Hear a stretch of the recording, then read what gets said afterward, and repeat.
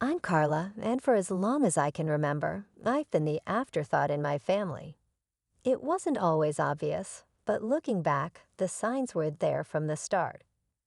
My younger sister Sarah burst into the world like a supernova, all golden curls and dimpled smiles.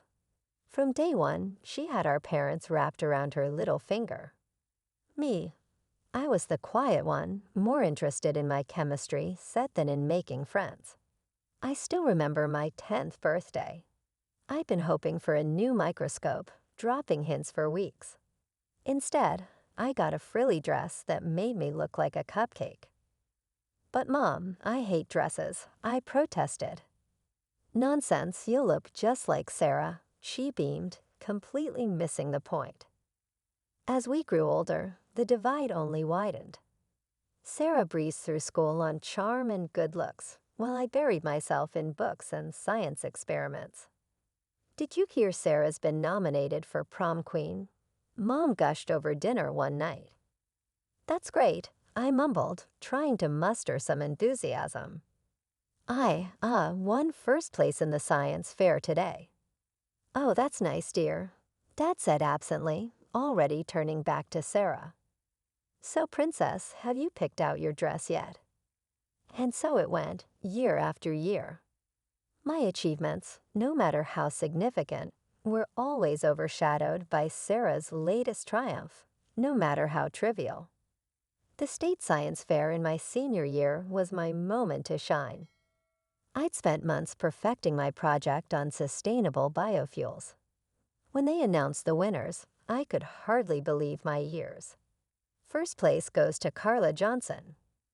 I was ecstatic, finally, something even my parents couldn't ignore. Or so I thought. That's great, honey, Mom said distractedly when I told her the news.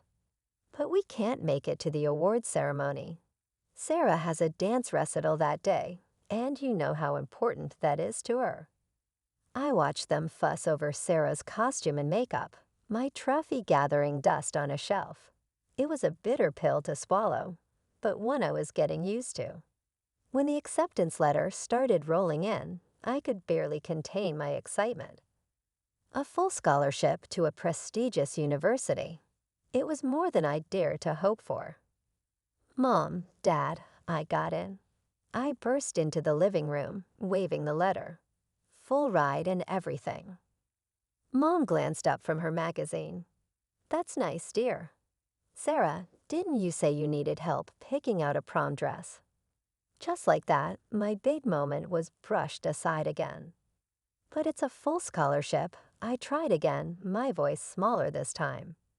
Dad patted my shoulder absently. Good job, kiddo. Sarah, Princess, let's go shopping. Can't have you showing up to prom in just anything, can we? I watched them pile into the car, my acceptance letter crumpled in my fist. It was a familiar feeling, but it still stung. Despite the lack of fanfare from my family, I packed my bags and headed off to college with high hopes. For the first time, I was free from Sarah's shadow, free to be just Carla. College was a revelation. Suddenly, my passion for science wasn't weird or nerdy. It was respected, even admired. I threw myself into my studies with renewed vigor, determined to make the most of this opportunity. Meanwhile, Sarah followed the path our parents had always dreamed of. She enrolled in the local community college, more interested in parties than classes. College is so hard, she whined during one of our rare phone calls. I don't know how you do it, Carla.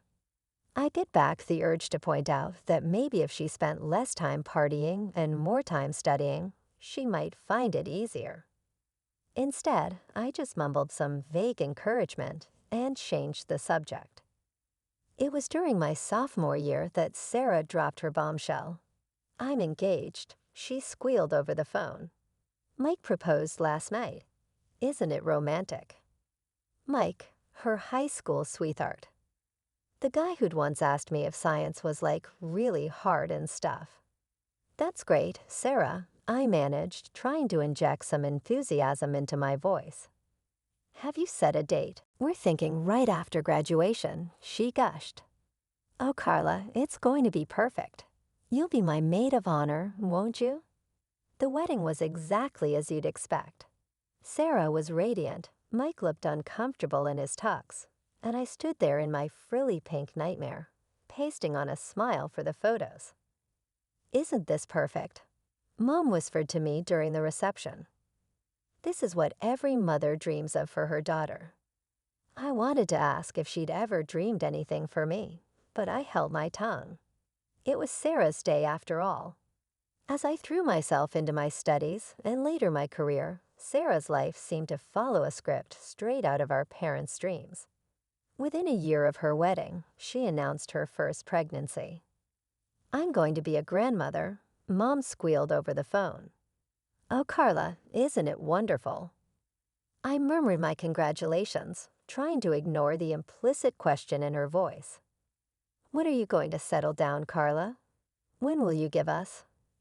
Emma arrived 9 months later, a bundle of pink blankets and loud cries. I flew home for the weekend, dutifully cooing over my new niece and enduring the not-so-subtle hints from my parents. You know, Carla, Dad said, bouncing Emma on his knee, you're not getting any younger. Don't you want this for yourself? I gritted my teeth. I'm focused on my career right now, Dad. Mom clucked her tongue. Career is all well and good, dear, but family is what really matters. I bit back a retort about how they'd never seemed to care much about my career before. Instead, I plastered on a smile and changed the subject. 2 years later, Liam joined the family.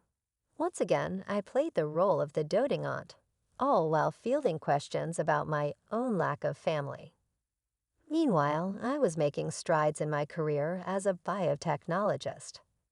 Long hours and hard work paid off, and by 30, I was a senior researcher. My parents' response to this news? A distracted, "That's nice, dear," as they cooed over new pictures of Emma and Liam. It was around this time that I decided to buy a house. I'd saved carefully, living frugally while my colleagues splurged on expensive cars and vacations. When I finally found the perfect place, a beautiful 4-bedroom house in a great neighborhood, I was over the moon.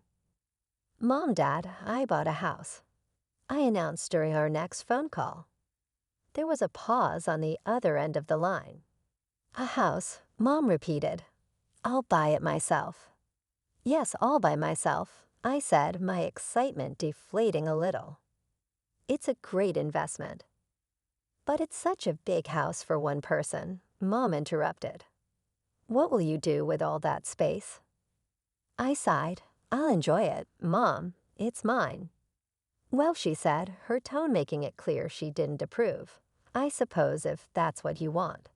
Oh, did I tell you Emma lost her first tooth yesterday?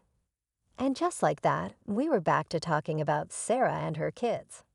The months following my house purchase were a whirlwind of work and settling into my new home. I threw myself into decorating, turning each room into a reflection of my personality. It was during this time that I started to feel a shift in my family dynamics. The usual calls from my parents became less frequent, and when they did call, there was an odd tension in their voices. One evening, I received a call from my mother. Carla, dear, she said, her voice sickly sweet. We're having a family dinner next week. You'll be there, won't you? We need to talk. I agreed, my suspicions raised. In my family, we need to talk usually meant trouble was brewing. The night of the dinner arrived, and I pulled up to my parents' house with a sense of foreboding. Sarah's car was already in the driveway, and I could hear the excited shrieks of Emma and Liam from inside. Dinner was a tense affair. My parents kept exchanging glances, and Sarah seemed unusually quiet. Mike, Sarah's husband, kept clearing his throat as if he wanted to say something but thought better of it. Finally, as we were finishing dessert, my father cleared his throat. Carla, we need to talk about something important. Here it comes, I thought. "What's up, Dad?" He glanced at my mother, who nodded encouragingly. "Well, you see, sweetie, we've been thinking that big house of yours. It's really too much for just one person." I felt my hackles rise. "Dad, we've been over this. I like my house. It's mine." "Yes, but," he trailed off, looking uncomfortable.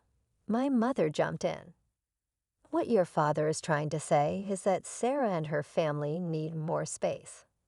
The kids are growing, and their apartment is getting cramped."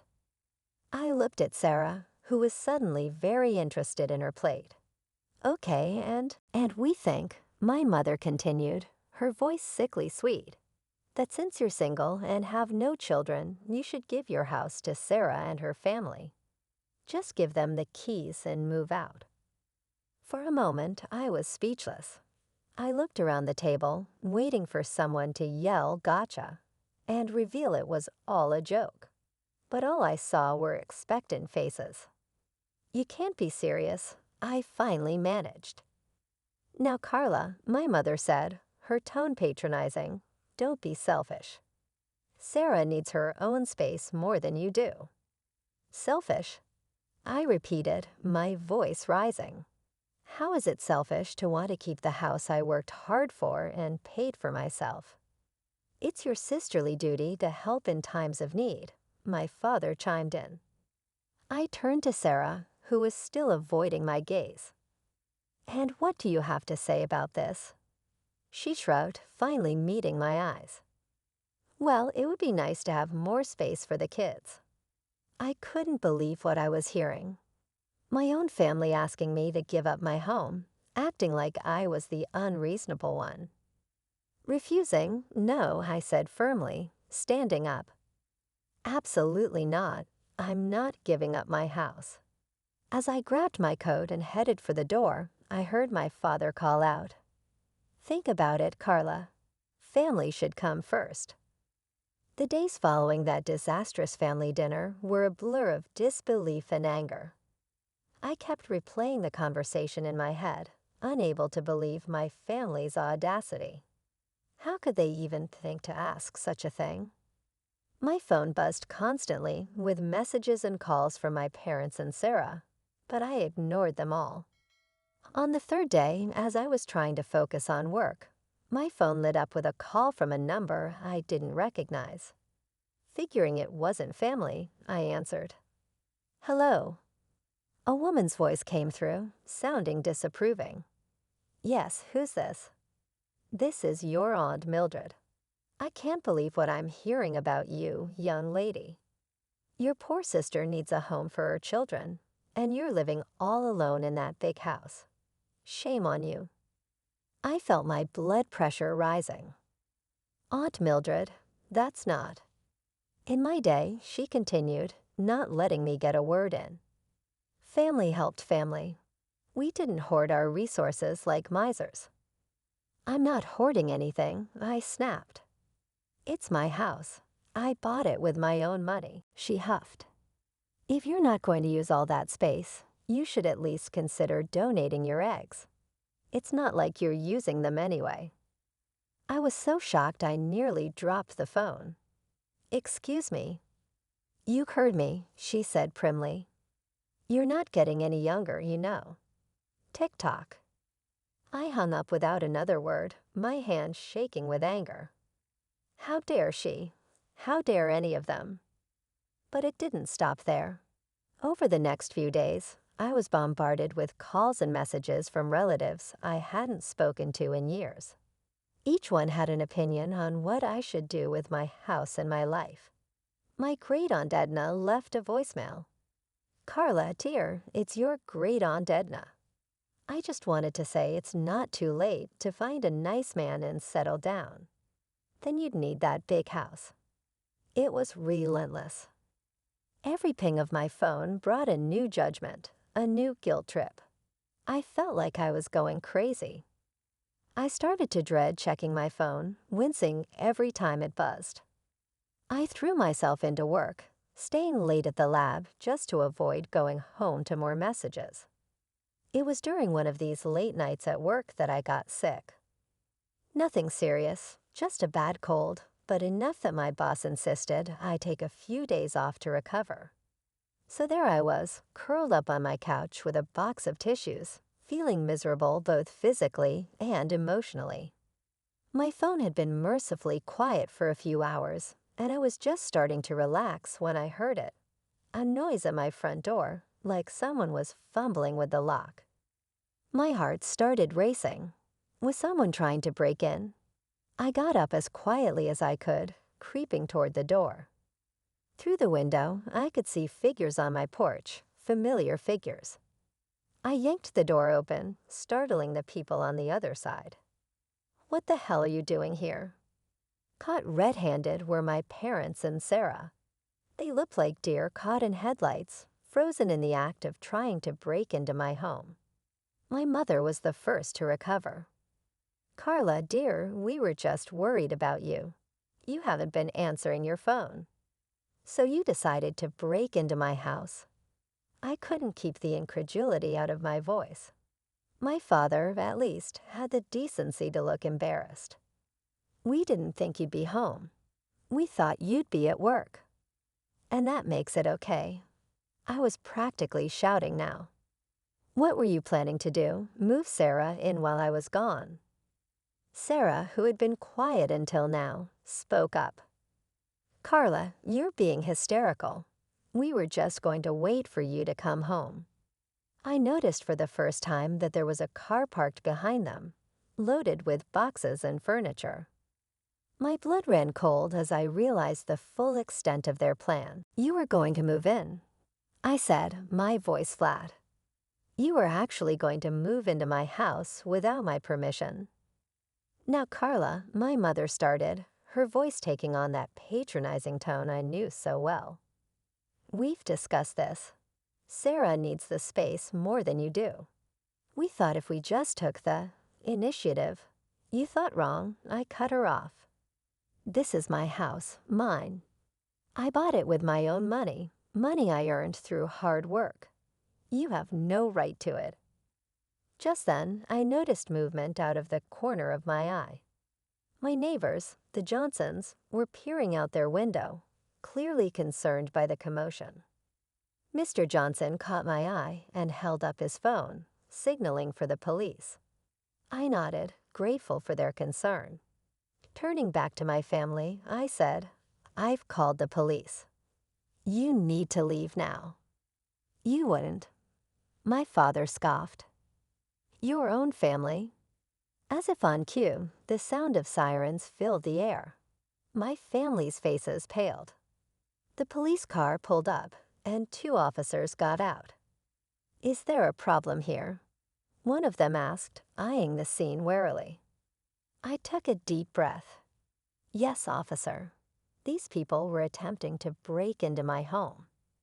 "Carla," my mother gasped. "How could you?" The officers looked at my family. "Is this true?"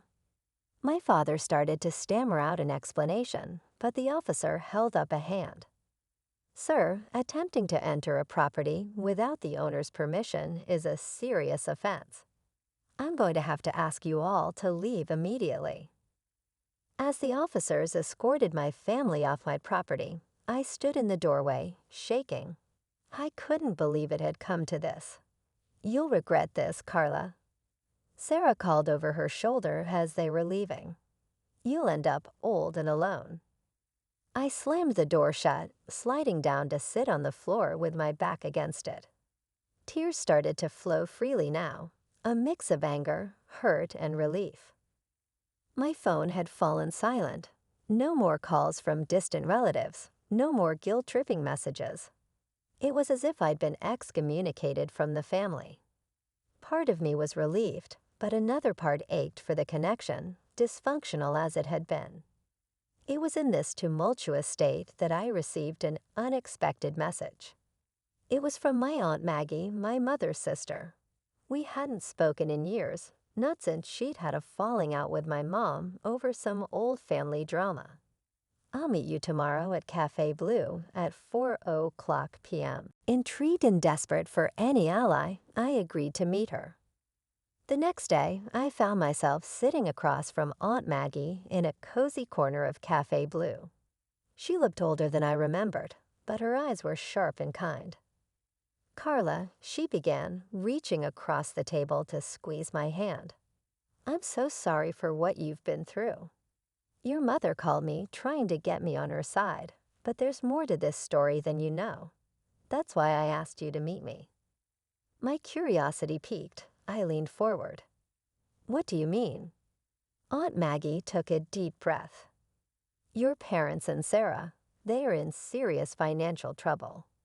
Sarah and Mike have been living beyond their means for years. Luxury cars, designer clothes, lavish vacations, all on credit." I shook my head in disbelief. "But why? How?" "It's worse than that," Aunt Maggie continued. "Mike has a gambling problem, a bad one. He's been secretly draining their accounts for years.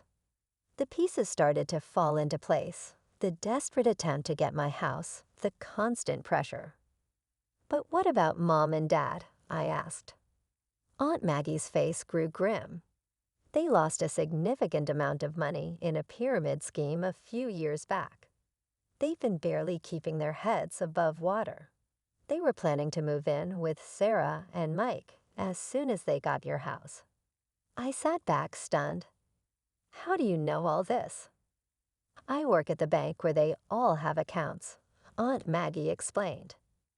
"I noticed some suspicious activity and started digging. When I confronted your mother about it, she cut me out of the family."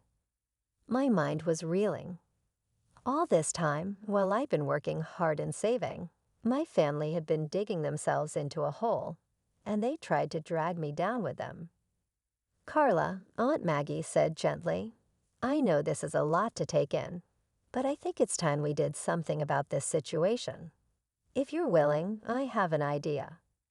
Armed with the information Aunt Maggie had shared, we decided to dig deeper. We hired a private investigator, a no-nonsense woman named Diana who came highly recommended. For weeks, we waited anxiously as Diana worked her magic. Finally, she called us in for a meeting. What she revealed left us speechless. Mike, Sarah's husband, had been leading a double life. He was involved in an affair with none other than my cousin Jenny, Uncle Bob's daughter. He's been funneling money to her for months, Diana explained, showing us bank statements and hotel receipts. Expensive gifts, weekend getaways, you name it. But where did he get the money? I asked, though I feared I already knew the answer. Diana's face grew grim. "From his gambling wins, and from your parents." Aunt Maggie and I exchanged shocked glances. The betrayal ran deeper than we'd imagined. We decided to host a family gathering at my house. The irony wasn't lost on me. The very house they had tried to take from me would now be the stage for their undoing. The day of the gathering arrived. I watched as my family members trickled in, their faces a mix of curiosity and smugness. They probably thought I was going to cave to their demands. Once everyone was seated, I stood up, my heart pounding, but my resolve firm. "I've called you all here today because there are some things you need to know." I began. I laid out everything, the financial troubles, the gambling, the affair. With each revelation, I watched the color drain from their faces. Sarah jumped up, tears streaming down her face. "It's not true," she screamed before collapsing into sobs. "Mike, tell them it's not true." But Mike was already halfway to the door. Uncle Bob, his face contorted with rage, caught him by the collar.